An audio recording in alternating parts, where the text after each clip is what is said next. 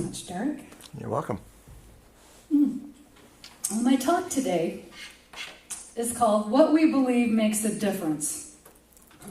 Because what we believe does make a difference. It is our beliefs that make us happy or sad, what we believe about something.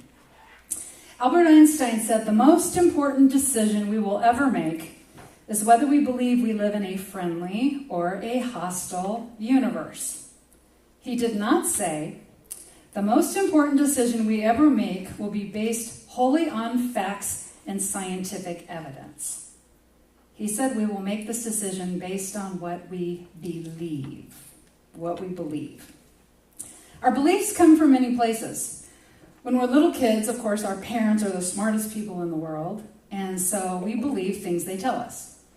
Then we get into school, and eventually like middle school or junior high, and then high school.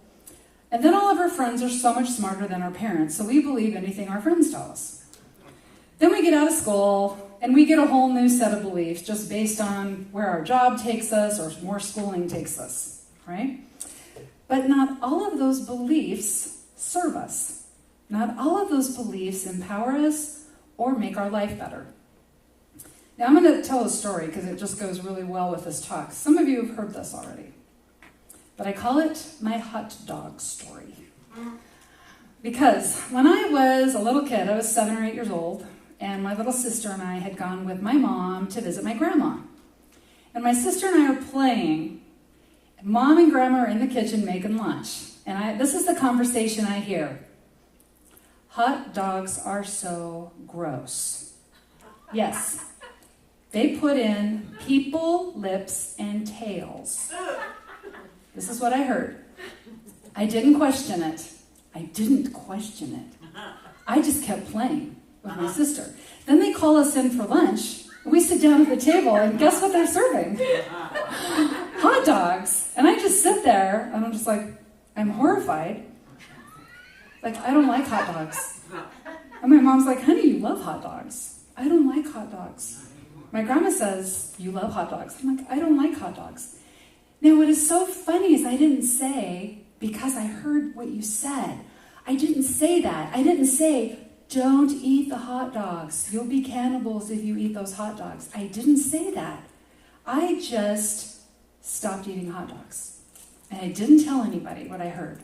It didn't occur to me to ask. It didn't occur to me to ask about that. So fast forward, I'm now in high school. And my mom picks me up from a birthday party. And she says, how was the birthday party? I said, it was great, but all they had to eat were hot dogs.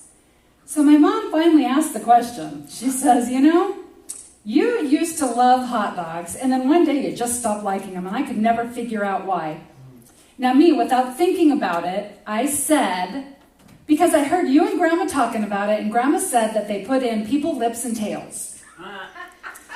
Now, as soon as I said that, I knew it was ridiculous. I knew it.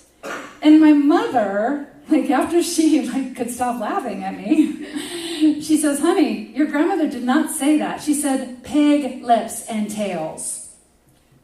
And then she says, we would never serve you guys those hot dogs. We got kosher. I had that belief for 8, 9, 10 years. I never questioned it. It didn't occur to me to question it. So our beliefs make a difference because we are living our lives right now through the filter of our beliefs. And I will guarantee you, every one of us in this room, we have a hot dog belief. Okay, we've got a belief in there that makes no sense, but it's never occurred to us to question it. It hasn't seen the light of day. It's just quietly operating in the background. Do you know that for almost 10 years, every time I was in a situation where all they had to eat were hot dogs, and that happens a lot, right? Southern California is all about barbecue, backyard picnics, and all that, right? I always had to take the bun, fill it with cheese, and potato chips, because I would not eat hot dogs. That was my lunch. Bread and chips. Actually, that sounds really good right now. Okay, so we all have a belief. We all have at least one that we need to change because it would make our lives better. It would change our experience. Okay, so how do we do that? All we really need to do is pick one powerful core belief. Just one, right? And then things will start changing for us. Because within those beliefs, it's through our beliefs that we see ourselves. We have the essence of ourselves, the people that are around us in our lives. We are seeing the world filtered through belief systems. So when we have a really powerful core belief, of course, this serves us. Because what we believe makes a difference in our whole life. It's the difference between confusion and clarity, or inner turmoil or inner peace. Our beliefs make a difference in our lives. Again, whether they are true or not, it doesn't matter. Now, at the beginning of the service, we always have the 5 unity principles up here, right? What we believe. And we do those principles every week because those help to empower us, make us stronger, and give us a stronger relationship with the Christ within, okay, with that indwelling spirit. And I'll run through those again real quick, okay? The 5 principles of unity, what we believe, that God is everywhere present, God is all things. We are created in the image and likeness of our Creator, right? We're an expression of God. And then that means we create like God creates. The affirmative prayer process helps us to be in communion with God. And then we must live the truth. Knowing it is not enough. Knowing something is not the same as experiencing something. Now, those are some powerful beliefs. And when we can change our core beliefs, it will affect all areas of our life. It'll affect beliefs about our personal bodies. It'll affect beliefs that we have in our relationships and in our life experience. How we experience our life, how we contribute, how we grow, how we learn. And see, right now, we can look at our life and we know if our beliefs are serving us or not, because they are demonstrating in our life right now. They are. Our beliefs are running our life right now. If somebody consistently believes that the universe is out to get them, and that life is hard, or that God is punishing them for something, then they are probably not living through the filter of empowering beliefs. Okay, because empowering beliefs move us toward transformation and relationship with the indwelling Christ. That is what our empowering beliefs do. So, we can actually strengthen all of our core beliefs by working on one core belief. And that is the first belief in the unity principles, that God is everywhere present. And God is all. God is all. Now this is so big. This is a big statement to say, everywhere and all. Because everywhere, how many of us would say something like, oh, I lost my keys and I looked everywhere for them? Did we really look everywhere? No, we didn't. We're not really thinking about what everywhere means. But everywhere is everywhere we can see, everywhere we can imagine, and everywhere we can't see, and everywhere we can't imagine. God is all. All. That's also really big. Okay, God is all we can see and all we can imagine, and all we can't see and all we cannot imagine. Okay, this is how big God is. And when we really sit with this, like the bigness of that, the expansiveness of that it is beyond our imagination, what this really means. It's beyond our imagination. And because it's all, and it's everywhere present, it's everything that we're looking at. It's everything that's ever been. God has many expressions. Spirit expresses itself in an infinite number of ways. Right? So it starts off as a substance, and that substance moves into physical manifestation. Right? Going through the quantum field and molecules and atoms and vibration, right? It makes up everything in our world. So source is the substance of all things. It's also a consciousness. That's why we call it divine mind. It is a consciousness. So with this consciousness, it can take the substance of itself, and through activity and intention, it creates in the physical world. This is how we were all created. We are an idea in the mind of God. So why is this a powerful core belief? I'm going to tell you. Because maybe even every day we face situations that cause us pain and suffering. I mean, we could actually face this stuff on a daily basis. We could face this every day. And we are walking in two worlds all the time. We're walking in the world that we see, the world of appearance, and then we're also walking in the world behind our eyes. Okay, the spiritual world. Well, we know the spiritual truth, where we pray to God, right? Where we think about the teachings of the great masters and great teachers, and what that could look like in our imagination. But if we're walking more in this physical world, we are caught up more in appearance. And then that means if we are caught up in appearance, those situations that we may be facing on a daily basis, what we're going to see is the problem. And that will limit us. And that will keep us stuck. Now, source, of course, can never be limited, right? God is bigger than anything in its way.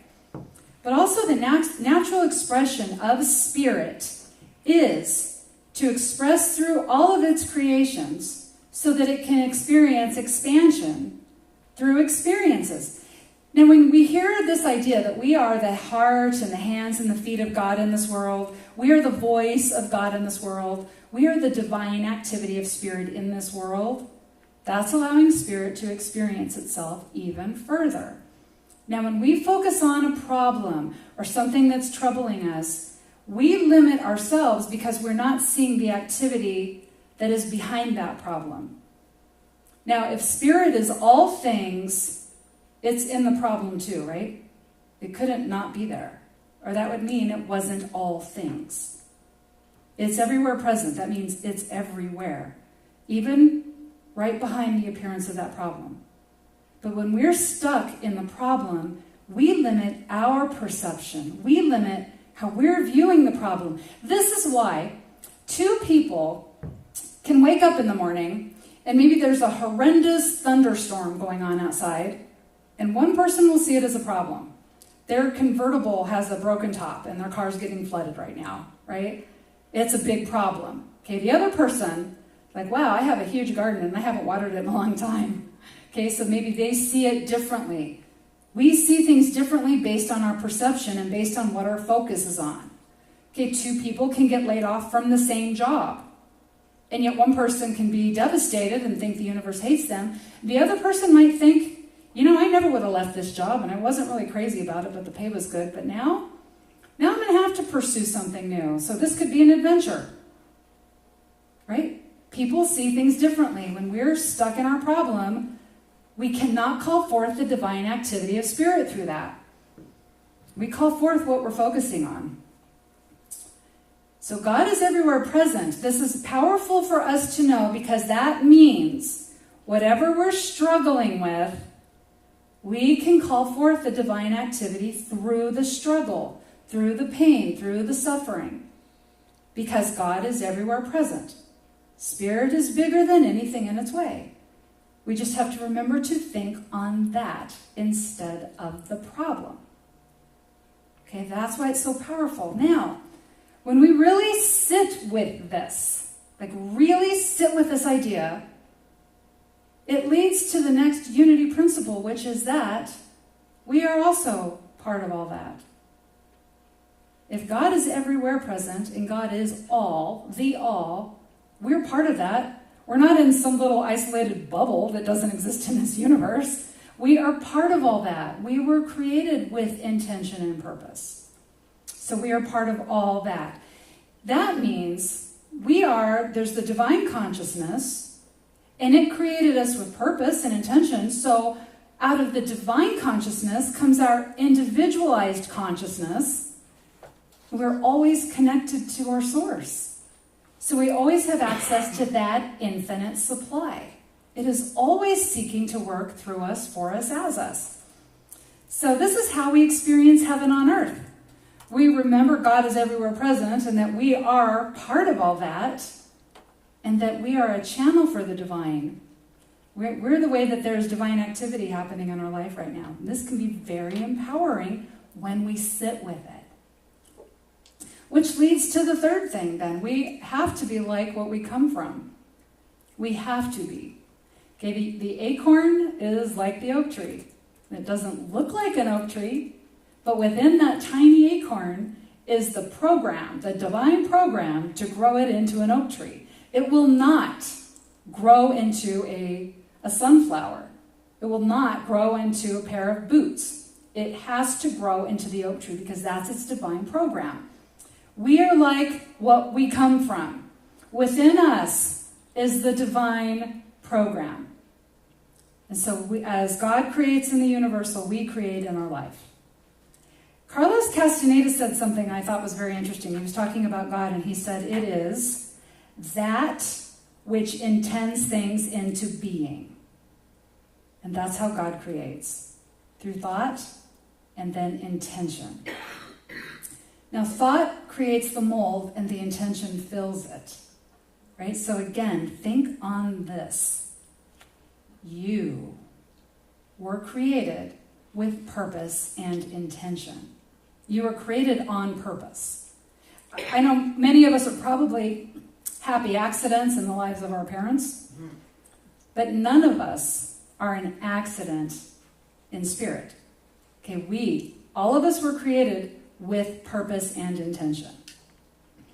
Now, if the divine mind creates through intention, that means we also create through intention. So how that would look in our life is, say that you wanted to take a vacation, and say that you decided it would be Hawaii. So you would think on it. What would a vacation in Hawaii look like? Well, I would be on sandy beaches, I'd go to a luau, I'd wear the flower necklace, I would fly in a helicopter and look down into a volcano. You've just created the mold for the vacation. Now, intention happens then when you decide, well, I really want to do that, so I'm going to research how much it would cost to get me there. How much is plane fare? How much will food be? How much do I want to spend on souvenirs? The hotel? And you examine your finances. Okay, then you decide, okay, how much do I need to save? Well, you know what, I can sell that exercise equipment that I'm just using to hang my laundry on right now. Maybe I'll do that. Maybe I can put in a few hours of work, or extra hours. Okay, we figure it out. Okay, then once we actually book a flight, book a hotel room, the vacation is happening. Okay, the vacation is happening. We just have to give a lot of energy to it through our thoughts and our intentions. We create the mold, and source fills us. So now we can look at this process. Okay, if God is all things, well, that means we are also part of God. We're the activity of God in this world.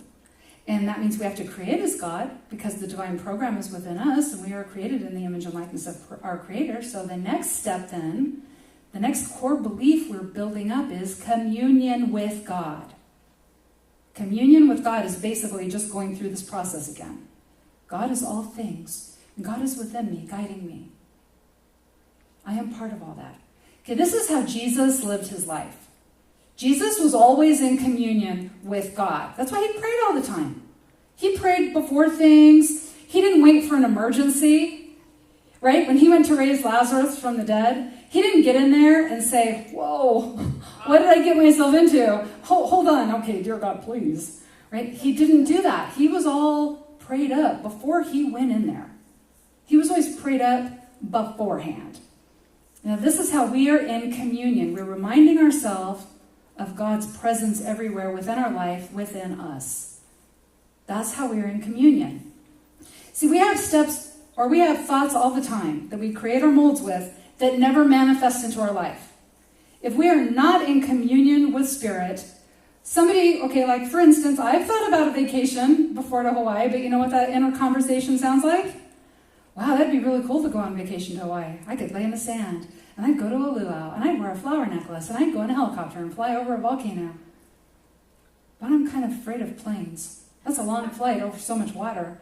Water's really deep. Probably be really expensive too. And great goodness, there's 4 of us in my family. I'd have to fly over there, or 5, if I could get Mom to go. That's a lot of money. Oh my gosh. Yeah, I'm going to go watch Netflix. Okay? Because I wasn't trusting in what works through me. I wasn't trusting that I am connected with that source. I wasn't trusting in the resources available through me. Came from God that is all things and everywhere present. So that's what communion with God does for us. It reminds us all the time of who we really are, that we are created with purpose and intention, that we are loved. Because we will forget that. Okay, the first problem that pops up, if we are not in communion already, right, we get all worked up and upset and scared. And then we have those emergency prayers. Oh, dear God, please, if you'll just, then I promise I will. That's what happens. Okay, so remember, when we're focusing on our problems, that suppresses our experience of divine activity in our life. It suppresses us in our experience. So we want to focus on God. The fifth part is that we must live these principles. We must live this core belief. It is not enough to know it. We can't experience it through just knowing. All right? You can read a recipe for the most delicious food, like pecan pralines, right? You can read the recipe for pecan pralines, but that does not give you the experience of eating one, right? You'd actually have to put in effort, and they take a lot of effort. So you'd have to check your kitchen to see if you have all the ingredients, and you probably don't, because they take buttermilk, and they take pecan halves, and vanilla, right? Salt, sugar, brown sugar, right? All those things. Most of us don't have all those things. So we have to take more effort. We have to go to the store and buy those things. We have to take more effort and come home. We have to mix them in a specific way, or they won't come out. It'll be like sugar soup, which still tastes really good, but they will not be pecan pralines. All right, so this is our responsibility. Knowing this is not enough. We remind ourselves every morning, today is a blessing, and here I am, and I see the presence of God everywhere. Today is a blessing, and here I am, the activity of Spirit in this world. Today is a blessing because Spirit creates through me, for me, as me. I must create as my Creator creates. It's my divine programming. Now, I didn't used to believe all this. I didn't. When I came here back in 2000, I heard about these principles, and I read about them, but I didn't put them to work. Right? I had to really start struggling before I was willing to give it a try. But try I did, and I worked it. I worked hard. I worked really hard. It took a lot of effort. I had a lot of weird beliefs, right? As you now know. Now, if we are separate from God, okay, now this is why core beliefs are so important. What happens if we believe we are separate from God and that heaven is up there, past the moon, past the stars, heaven's up there somewhere, and God's in heaven? Then God is also separate from us. Right? That God would be a little g God. Okay, that would be Zeus or Odin or Osiris, a limited God who doesn't really know everything that's going on. Right? Osiris got himself cut up into millions of pieces and spread all over the planet, and his wife had to go find all the pieces and put him back together. Zeus was not a very faithful husband. And so he had a really angry wife who would take her anger out on Zeus's little affairs. Right? Zeus had kids all over the place. Some of them he killed. Odin, I don't really know what kind of shenanigans Odin was up to, but I know his son could get into some trouble too, right? The gods with a little g, they were not living life any better than typical humanity, because those gods with a little g were created as a projection of our own hopes and fears. They're created as a projection, and they carry all of our limitations with them. That is not an empowering belief. To believe that we're being punished, that's not an all-loving God. Okay, to believe that losing somebody in our life, that's a punishment, okay, those beliefs do not empower us. They do not allow us to grow. What we believe, it makes a difference. Now, here are some fun beliefs that I think a lot of us have had in our lives. How about this one? When anyone in my family gets a cold, I get it too. Is that a very empowering belief? It's not. Oh, how about this one? It's not spiritual to want to be rich. That's a crummy belief. That is a crummy belief. Doesn't serve anybody. Okay, oh, I love this one. All the women in my family are big boned, right? That was my favorite one for a while. Okay, I am not creative. I'm not creative. Who does that serve? Nobody. I'm unlucky. I'm just so unlucky. And this other guy is so lucky. All the good things happen for this guy, but not for me. It's because of where I come from. Because my family didn't have good luck. All right? Love is hard to find. There's no such thing as love at first sight. It's not a very good belief. I never get to do what I want to do. I never do, ever. Don't wear white after Labor Day. I think that might have changed. In California, I mean, it's so hot all the time anyway. I mean, hot dogs are made of people, lips, and tails. That just might be me that had to deal with that. Okay, so believing in an outside God, little g, this doesn't empower us. It actually limits us, holds us back from our greatest good. But when we really work on that first belief, really, we only have to work on the first one, that God is everywhere present. And that means everywhere I see and can imagine, and everywhere I can't see and can't imagine. And God is all, like capital A, this big, capital L, capital L. God is all that I can imagine and all that I cannot imagine. All that's ever been, all that is yet to be. When we can just get that core belief down, we can sit with that, feel that in our hearts, that is what transforms us. That is what allows us to grow. And we just start with, God is all. God is all things. I'm a part of that. That means me. That means me. And I create as my creator. I commune with love and I create with love. I walk the walk and I practice it every day. Every day I practice this. Okay, so remember, Albert Einstein said the most important decision we make is whether we believe we live in a friendly universe or a hostile universe. And that is because what we believe makes a difference. So until next time, remember, you are the divine activity of spirit and a body. You are the heart and hands of God in this world.